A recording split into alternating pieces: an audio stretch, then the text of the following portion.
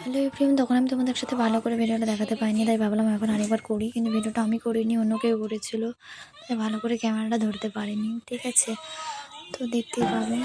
যেহেতু তখন আমাদেরকে ঘাবড়াচ্ছিলো, তাই আমরা পালাতে পালাতে কোনো ক্যামেরা ধরতে পারিনি, সেই জন্য আমি অন্য কাউকে ক্যামেরা ধরতে দিয়েছিলাম। তো দেখো ভিডিওটা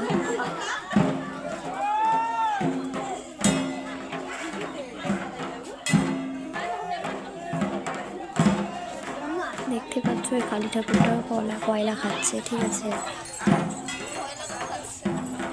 এবার এইটুকুই ছিল আজকের জন্য ভিডিওটা।